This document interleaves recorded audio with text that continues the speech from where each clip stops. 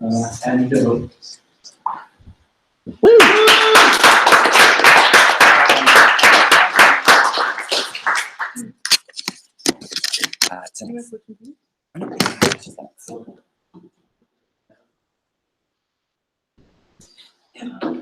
I heard someone was a librarian. Who's that person? They're pretty awesome. No, librarians are great. I'm supposed to rep the library because I work out of the library. Cool.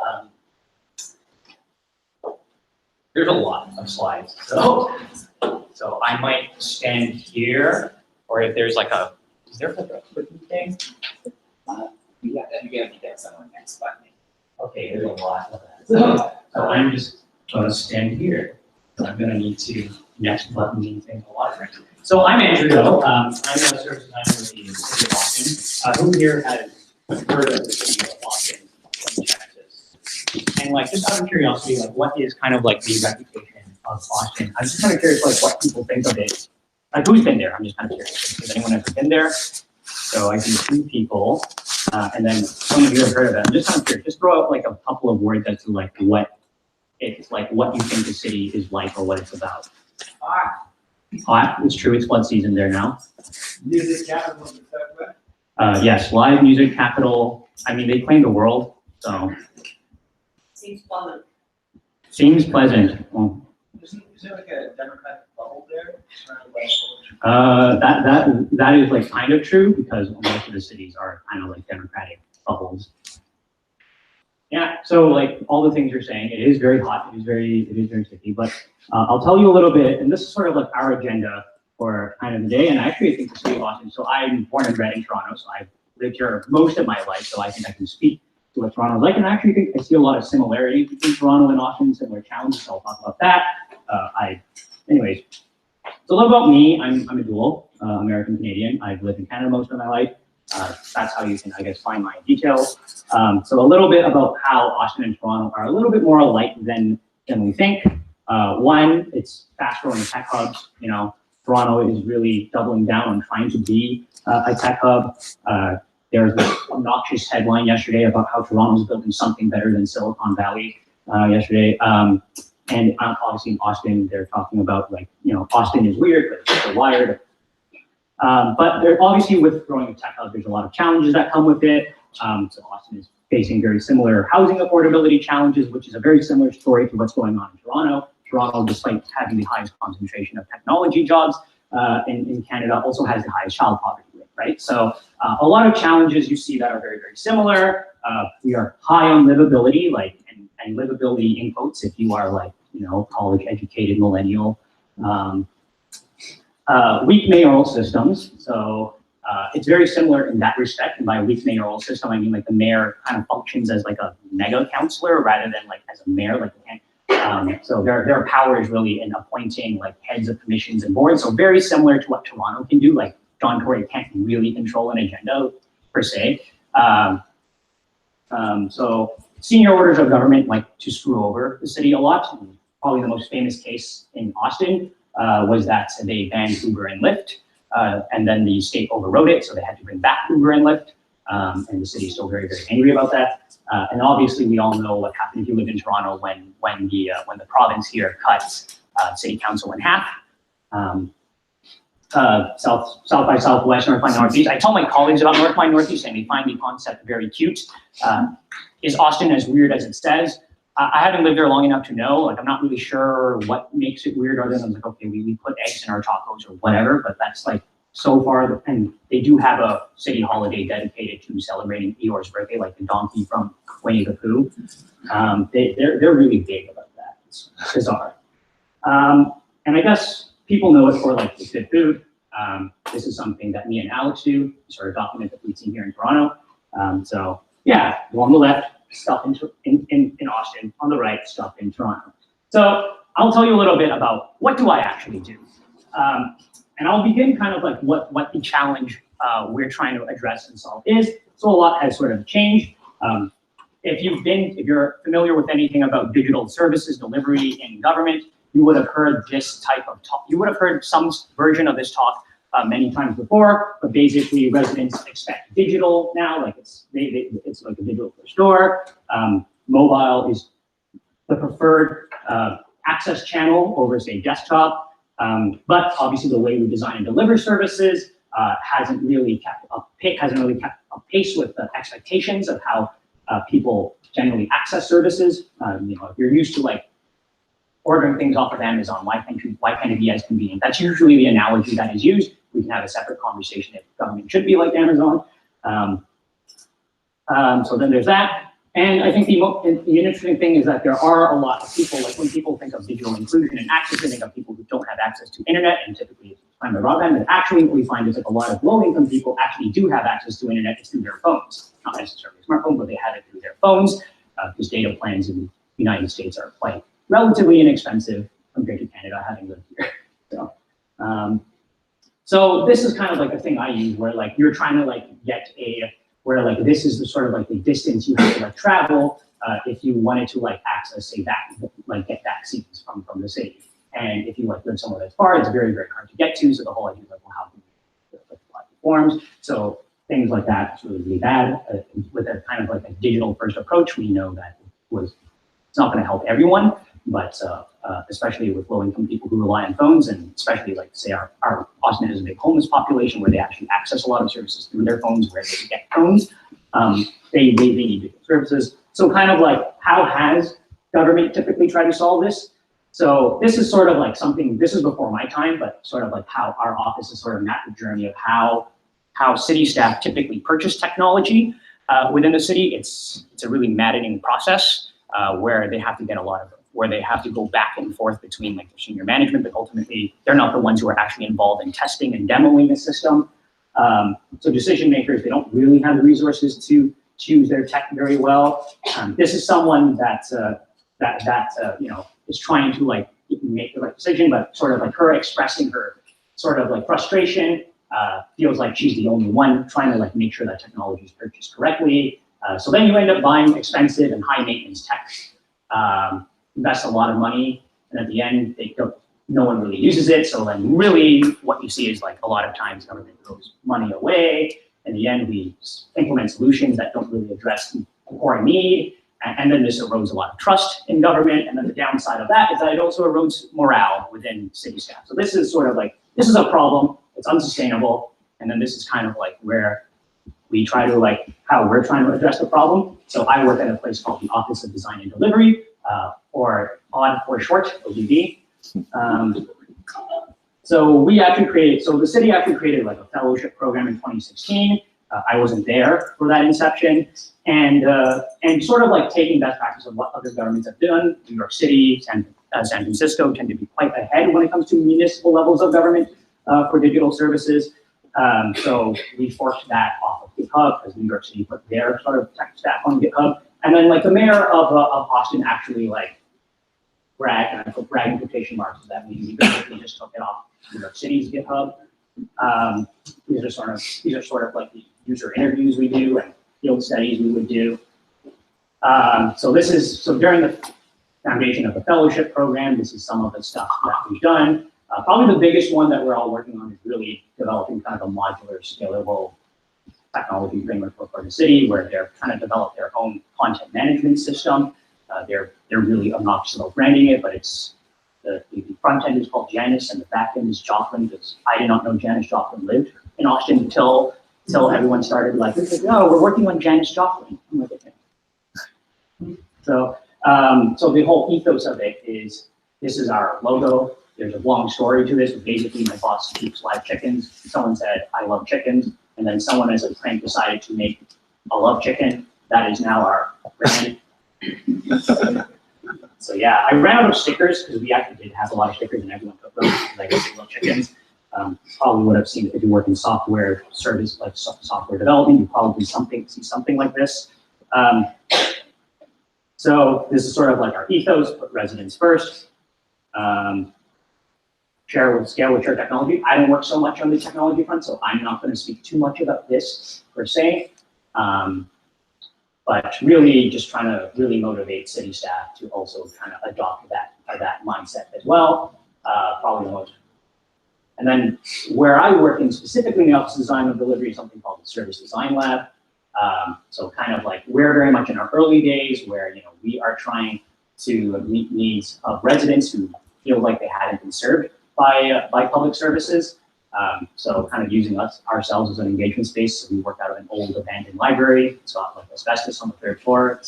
Don't recommend going on the 3rd floor. And for city employees, really working with them to really just help them like fight the battles that they want to fight.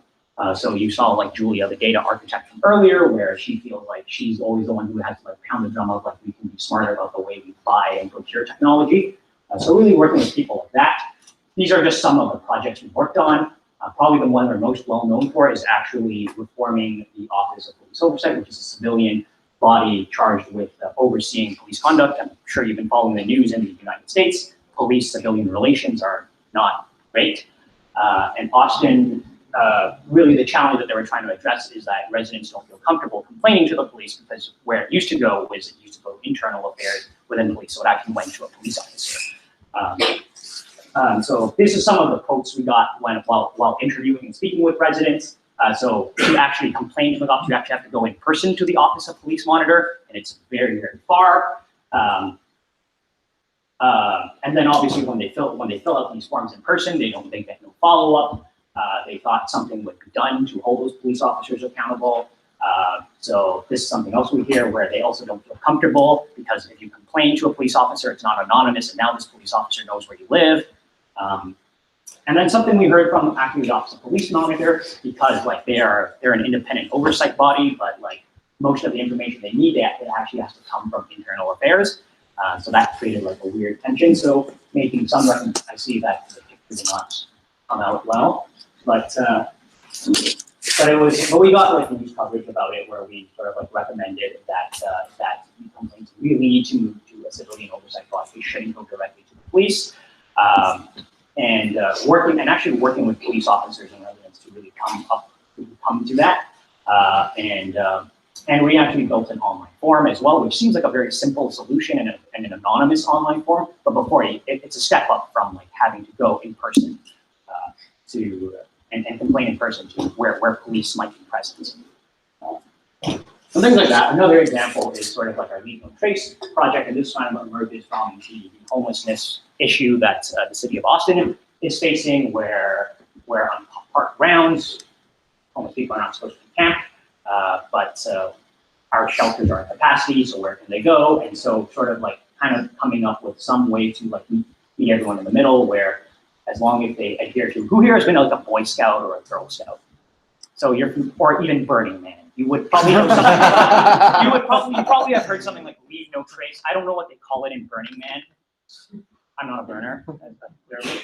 So, but I gather they have some similar principles, and so as long as they adhere to principles of this, then they would be allowed to camp, and really just sort of like learning from lessons that say other cities like Seattle have done, where park rangers would come, throw out all the trash, but sometimes they leave, homeless people leave stuff in that trash and then they lose it all. So giving them a bag with different color, park rangers know not to throw that bag out, and then also signing them up for Google Voice.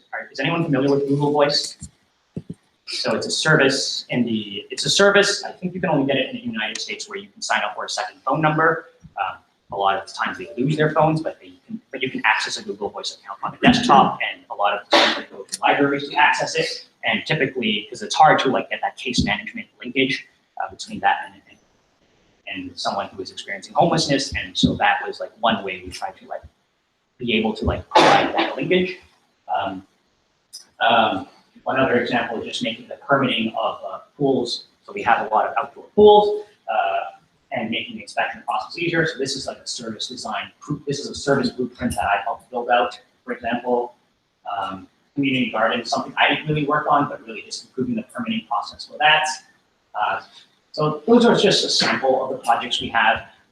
So I know I really went through like a lot of content in a short amount of time, so I'm happy to elaborate on some of the stuff that I already have, but if there are any questions, yeah, I'm happy to take them. What's the process of is this residents just coming to you, or are you going out of your way and interviewing residents to figure out what technological solutions to create? Or? So the solution doesn't necessarily have to be technological per se, but that is typically the hook for a lot of city departments. So the way we have worked is actually work with a lot of city departments who identify where we're still trying to figure out like a process of like what projects do we work on and how do we prioritize. There's a lot of services that are on paper, you know, it's going to take a long time to get them all online. So we're just trying to prioritize which one's going to work with. And it's a combination right now of like a willing department, like so another city department within the city that works, and we are really making sure we only take projects where that department is like interfacing with a resident, someone who lives within the city limits of Austin. So like we wouldn't necessarily be interested in say taking a project like improving payroll or HR, important things, but ultimately not resident facing and not resident serving. So that's the way we have sort of done it. Does that help answer your question? Yeah. I'll take your question. So I'm working with a government entity that is thinking about setting up an office similar to the ones in New York and San Francisco, and from what I gather, the one in Austin. Yeah. And one question that's come up a few times is, so you have all these great projects that are like showing, at least one would hope, like a meaningful, positive social impact. And the question is how does the city of Austin go about measuring like whether the office has been successful? Like, do you have any KPIs? Like, how do you go about assessing that? And that's a good question, because like we're now also in the process of building out those OKR, like objectives, key results as well. So I would say New York City has been a lot smarter about that, where they have like, here's a theory of change. Here are the indicators we'll have to assess whether our assumptions are right or wrong. We haven't been at that state. That's something we are thinking about now. Very much our ethos is like, let's actually just build stuff and see what puts out. But then we don't necessarily haven't always been thoughtful about capturing like, well, what's the hypothesis of change we have, and how do we actually know if our hypothesis is correct or not? Mostly because it's one of those things that evaluation is one of those things like you'll think about it later. What's more important just to deliver, and then now we're seeing the value of that. So that's something we've been thinking a lot about now. But for us, like at a very high level, I know things we care about is like, does customer satisfaction improve? And customers, like resident satisfaction, but that is the language that is utilized, is that customer satisfaction. And obviously it's more than just a transactional relationship. And do we get less complaints? So right now it's very basic at that, but we want to get more sophisticated. Yeah. How do you prioritize between two projects, given that it's still part of the government, but it might be an issue, and then lights depend on it in some form or other? I can't really speak to the way we're funded. I've only been there about 5 months now. But it really comes down to like, not just, is there like demand for it? Like, is this serving like a key need, but it's also like assessing, is the city department ready? Is there a champion? Kind of like you're using that kind of criteria to figure out like, is this a willing partner? Is this someone where we won't have to like always make the business case that yes, you have like field research, ethnography, user research is going to help really find and conduct a couple of usability tests. Right now, there has been like in a previous project where one particular city department just did not see the value of that type of research because it's not. And I think a lot of people in UX and user research face this problem as well, where you are working with people who have a very different notion of what evidence, kind of like the big data versus the thick data. And I think that is a constant challenge that we all have to sort of work with. So it's just kind of like, do we have to like fight the battle of always making that business case? So that's how we do it. Does that answer your question?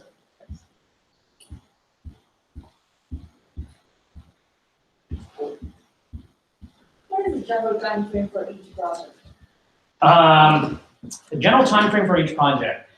We've been working pretty quickly. So for example, the example of, so this one, this police oversight one, I would say we started that in August of 2018, so last year, so long before my time, and then we wrapped that up in, say, February. So that is about an 8-month engagement where you really, really do change, basically like the governance, like not just improving a form, but actually the governance of an organization. So that's exciting, and that is one where like we saw like service design can actually lead to a policy impact, and like that systems level change.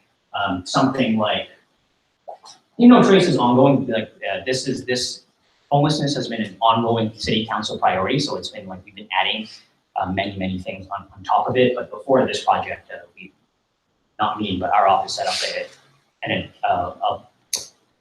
City of Austin Homelessness Advisory Committee made up of actual, like a lot of homeless people that are paid to give their just feedback on not just like issues related to homelessness, but we actually tapped that advisory committee to give their input on how they interact with the police. So I think that is what's interesting, and I think that's a good takeaway for Toronto. Is like you're not just setting up an advisory committee to advise on like one very narrowly defined.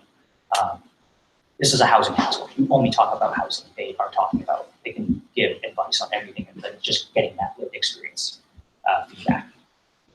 You also have a catalog or strategy. Yes. Feed into your work.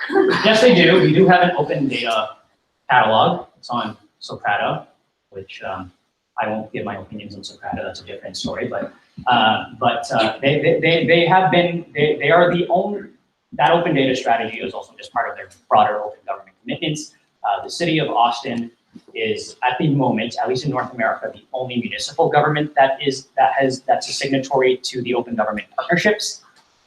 So open data is a very big part of it, and there's a very active open data, and there's like a civic tech scene in Austin as well that takes advantage of all that data. And probably the most exciting data set that they have right now is really just capturing. So Austin has electric scooters, and based on their lessons from the Uber and Lyft experience and getting preempted by the state, they've been able to like work with all these scooter companies to make sure that they give them data, and that all that data is on open data. And you can also map it all out and see where like the begin trip and end trip is. A lot of people have been finding that data very exciting. Two at the back. I'll start with you and then. So I'm not technically oriented, so what was that slide about? Was Austin picking New York for attracting talent or something? We don't really have New Tech York in jobs? here, but the only one where I would have referenced New York is around here, which is like New York built a website first, and then Austin basically took their website from GitHub. The tweet. Oh, the tweet, yes. Let's explain that to anybody who doesn't know what that means. Like forking? What is for? I don't really use, I'm not a developer, so you tell me. So no. Copy their site, I mean, found it, so you get your versions of their product. Hey. Does that make sense? Yeah. It's sincere. Like it's actually a thank you. No, yeah. The word comes from blockchain actually, where you have, it's a linear way of doing things, and then you just cut it through into half. You fork it, like a fork. That's where it comes from. Fork. And then the gentleman. You mentioned it's a strong mayor system. You mentioned it's a weak mayor system. How supportive is the council majority? I would say that I don't fully know the political dynamics in there. I will say this, so the city of Austin adopted something called the 10-1 system very recently, which is 10 councilors, 1 mayor, rather than like, before there were no like districts, it was like just you elect, I believe it was 7 councilors throughout, and now they moved to another system where like the mayor is kind of like a super councilor, is the best way to think about it. And this system has led to only one person is a holdover from the previous system, and everyone else is like new. So there's that element. Yeah, I don't really have an answer to your question, but that's kind of like the background. How much time do we have left? Last question. Last question? Yes. Okay. So I recently left my job in the Ontario Public Service to start working at your university, but while I was there, they had something called the Policy Innovation Hub, which I think tried to do something similar. I'm wondering if you could talk a bit more about like the team that you work with and the projects that you have are for a set period of time, right? And then you might end the project or move to another one. I'm wondering if you and your team kind of like share any skill sets or, you know, kind of transfer some of your ways of thinking to these groups so that that kind of model is sustainable as you move forward, and like what would that really look like or consist of? Yeah, and that's a very good question, and that's something we are doing because like we get asked to do a lot of these things, and actually the model of many of these offices tends to be like an in-house consultancy.